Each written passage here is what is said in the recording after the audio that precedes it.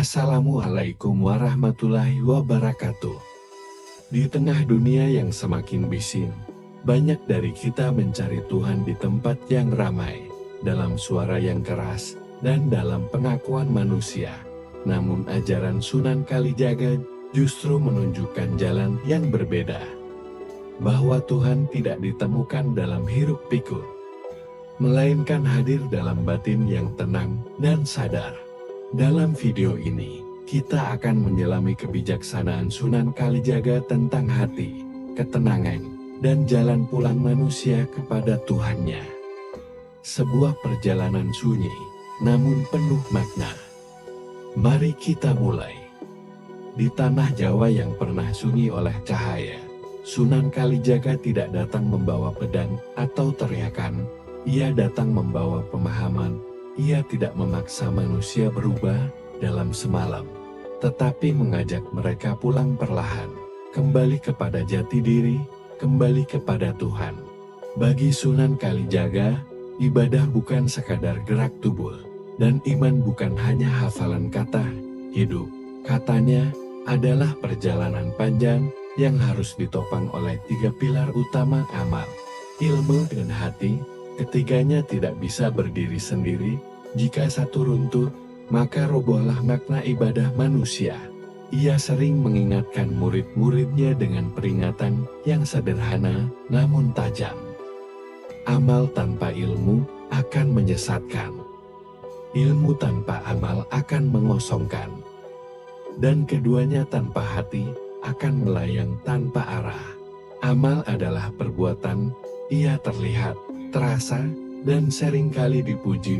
Banyak orang rajin berbuat baik, membantu sesama, menjalankan ritual, namun lupa bertanya, mengapa aku melakukan ini?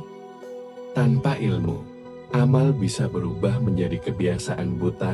Seseorang bisa berbuat baik dengan niat yang keliru, menjalankan ibadah tanpa memahami maknanya, bahkan merasa paling benar tanpa sadar telah tersesat. Sunan Kalijaga mengajarkan bahwa amal harus dilandasi pemahaman, agar langkah tidak salah arah. Namun ilmu pun bukan tujuan akhir. Ilmu adalah cahaya akal, bukan mahkota kesombongan. Sunan Kalijaga melihat banyak orang pandai berbicara tentang kebenaran, fasih menjelaskan hukum dan ajaran, tetapi hidupnya tak mencerminkan satupun dari ucapannya. Ilmu tanpa amal hanyalah kata-kata kosong. Dia tidak mengubah dunia, tidak menghangatkan sesama, dan tidak mendekatkan diri kepada Tuhan, seperti lentera yang tak pernah dinyalakan. Lalu datanglah pilar yang paling halus, namun paling menentukan, hati. Menurut Sunan Kalijaga, hati adalah tempat Tuhan memandang manusia. Amal dan ilmu tanpa hati hanyalah kerangka tanpa jiwa. Seseorang bisa beramal dan berilmu, tetapi jika hatinya dipenuhi ria, kesombongan, dan keinginan dipuji, maka semua itu melayang, tak sampai ke tujuan. Ibadah menjadi panggung, bukan pengabdian. Hati yang bersih membuat amal menjadi ikhlas, dan ilmu menjadi rendah hati. Dengan hati, manusia tahu kapan harus berbicara dan kapan harus diam. Dengan hati, manusia sadar bahwa dirinya hanya hamba, bukan pemilik kebenaran mutlak. Sunan Kalijaga tidak mengajarkan jalan yang keras, ia mengajarkan jalan yang dalam, jalan yang dimulai dari memahami, dilanjutkan dengan mengamalkan, lalu dimurnikan dengan keikhlasan hati. Baginya, orang yang paling dekat dengan Tuhan bukanlah yang paling lantang, melainkan yang paling jujur dalam batinnya. 3 pilar ini, amal, ilmu, dan hati, adalah timbangan kehidupan. Ketika seimbang, manusia berjalan lurus. Ketika pincang, ia mudah tergelincir. Bagi Sunan Kalijaga, hati bukan sekadar pusat rasa, melainkan ruang sunyi tempat cahaya berdiam. Bisa nalar, katanya, kebenaran tidak berteriak, tetapi hadir dengan tenang. Manusia boleh memiliki kekuatan, kepandaian, bahkan pengaruh, Namun semua itu tak berarti bila hatinya gelap dan sempit. Hati adalah wadah. Apa yang dituangkan ke dalamnya akan menentukan siapa seseorang sebenarnya. Jika yang ditampung adalah keserakahan, maka hidup akan dipenuhi kegelisahan.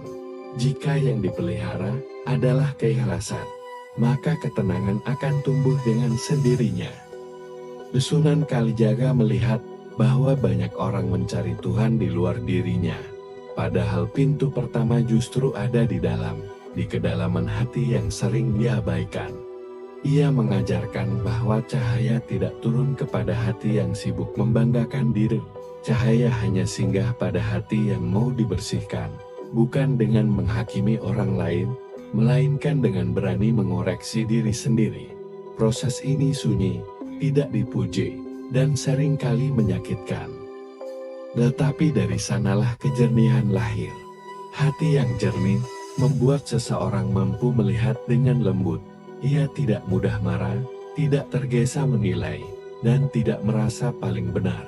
Dalam kejernihan itu, manusia mulai memahami bahwa Tuhan tidak jauh. Tuhan hadir dalam kesabaran, dalam niat baik yang tidak disaksikan siapapun, dan dalam kejujuran yang dijaga meski tidak ada yang tahu. Sunan Kalijaga sering mengibaratkan hati seperti air. Jika air itu kerut, maka pantulan langit pun akan rusak. Namun, bila air dibiarkan tenang, kejernihan akan kembali dengan sendirinya. Begitu pula hati manusia, ia tidak perlu dipaksa menjadi suci. Cukup dijaga agar tidak terus diaduk oleh nafsu dan kesombongan. Ketika hati bersih, hubungan manusia dengan Tuhan menjadi lebih dekat, bukan karena banyaknya ritual, tetapi karena kesadaran batin. Dua tidak lagi sekadar permintaan, melainkan percakapan. Ibadah tidak lagi menjadi beban, melainkan kebutuhan jiwa. Dalam keadaan ini, manusia tidak sibuk menuntut balasan, sebab hatinya telah merasa cukup. Menurut Sunan Kalijaga, Tuhan tidak menilai seberapa tinggi suara seseorang berdoa, tetapi seberapa dalam hatinya berserah. Ia tidak melihat rupa atau gelar, melainkan niat yang tersembunyi. Maka orang yang hatinya jernih akan selalu merasa kecil di hadapan Tuhan. Namun justru itulah yang membuatnya dekat. Hati yang menjadi penentu juga membuat manusia bijak dalam bertindak. Ia tidak mudah terprovokasi, tidak terpancing kebencian, dan tidak menjadikan agama sebagai alat pembenaran ego. Dari hati yang bersih, lahir tindakan yang meneduhkan. Dari hati yang jernih, muncul tutur kata yang tidak melukai. Sunan Kalijaga percaya bahwa perubahan besar selalu dimulai dari ruang yang paling sunyi, bukan dari panggung, bukan dari sorotan, tetapi dari hati yang mau direndahkan. Ketika hati telah siap, cahaya akan datang tanpa perlu dipanggil. Dan pada akhirnya, ajaran ini bukan tentang menjadi sempurna, melainkan menjadi sadar. Sadar bahwa hidup ini singkat, sadar bahwa Tuhan dekat, sadar bahwa hati adalah penentu arah pulang manusia. Di sanalah, dalam kejernihan hati, manusia tidak hanya menemukan Tuhan, tetapi juga menemukan dirinya sendiri. Sunan Kalijaga tidak pernah mengajarkan bahwa jalan menuju Tuhan harus riuh. Baginya, kegaduhan seringkali justru menjauhkan manusia dari makna. Ia melihat manusia terlalu sibuk mengejar tanda-tanda di luar dirinya, suara keras, simbol besar, dan pengakuan dari banyak orang, hingga lupa mendengarkan getaran halus di dalam batin. Tuhan, kata Sunan Kalijaga, tidak bersaing dengan kebisingan dunia. Ia tidak hadir dalam kemarahan yang diluapkan, tidak pula dalam ambisi yang dipertontonkan. Kehadirannya justru terasa ketika manusia berhenti sejenak, menundukkan hasrat, dan memberi ruang bagi keheningan. Batin yang tenang bukan hasil dari dunia yang sempurna, melainkan buah dari sikap menerima. Ketika seseorang tidak lagi berperang dengan keadaan, hatinya pelan-pelan menjadi lapang. Dalam kelapangan itulah, Kesadaran muncul bahwa tidak semua harus dimenangkan, tidak semua harus dijelaskan, dan tidak semua harus dipamerkan.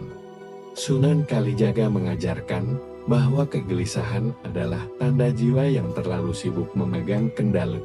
Semakin keras manusia ingin mengatur segalanya, semakin jauh ia dari ketentraman. Sebaliknya, saat seseorang belajar melepaskan, bukan berarti menyerah, tetapi percaya bahwa ada kekuatan yang lebih besar dari kehendaknya sendiri. Dalam batin yang tenang, manusia mulai memahami hidup tanpa terburu-buru. Ia tidak lagi tergesa menilai orang lain, tidak pula cemas akan pandangan manusia. Ukuran keberhasilan tidak lagi ditentukan oleh tepuk tangan, melainkan oleh kedamaian yang ia rasakan saat sendiri. Sunan Kalijaga menekankan bahwa ketenangan bukan tujuan, melainkan penunjuk arah. Ia adalah tanda bahwa langkah manusia sudah berada di jalur yang benar. Ketika batin damai, keputusan menjadi lebih jernih. Ketika jiwa tidak bergolak, kata-kata menjadi lebih bijak. Dari ketenangan lahir kekuatan yang tidak memaksa. Ia juga mengingatkan bahwa ketenangan tidak sama dengan pasif. Orang yang batinnya tenang justru mampu bertindak dengan tepat. Ia tahu kapan harus maju dan kapan harus berhenti. Ia tidak digerakkan oleh emosi sesaat, tetapi oleh kesadaran yang matang. Tuhan, menurut ajaran Sunan Kalijaga, tidak dicari melalui pelarian dari dunia, melainkan melalui cara menjalani dunia dengan tenang, bekerja tanpa rakus, berbicara tanpa melukai, berjuang tanpa membenci. Semua itu hanya mungkin jika batin tidak dipenuhi gejolak yang berlebihan. Ketika manusia mampu berdamai dengan dirinya sendiri, ia tidak lagi sibuk membuktikan apapun. Dia hadir apa adanya, berjalan pelan namun pasti. Dalam kondisi itulah, doa tidak perlu dirangkai panjang, karena kehadiran Tuhan terasa tanpa perlu banyak kata. Pada akhirnya, ketenangan adalah bahasa yang paling jujur. Ia tidak bisa dipalsukan, tidak bisa direkayasa. Ia tumbuh dari batin yang telah lelah melawan, dan memilih untuk percaya. Dan di sanalah, di balik keheningan yang sederhana, Tuhan ditemukan bukan sebagai tujuan yang dikejar, melainkan sebagai kehadiran yang selalu ada. Dan pada akhirnya, ajaran Sunan Kalijaga membawa kita pada satu pemahaman sederhana namun dalam, bahwa perjalanan menuju Tuhan bukan soal seberapa cepat kita melangkah, melainkan seberapa tenang hati kita menjalaninya. Dalam amal, kita belajar berbuat. Dalam ilmu, kita belajar memahami. Dan dalam hati yang jernih, serta batin yang tenang, kita belajar berserah.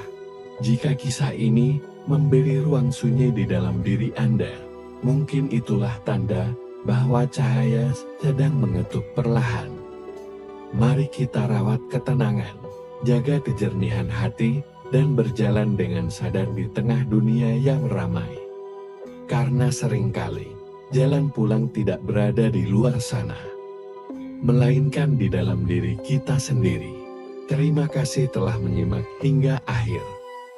Jika kisah ini bermanfaat, silakan like, bagikan, dan subscribe, agar lebih banyak jiwa dapat menemukan makna dari perjalanan ini. Sampai jumpa di kisah kebijaksanaan berikutnya. Wassalamualaikum warahmatullahi wabarakatuh.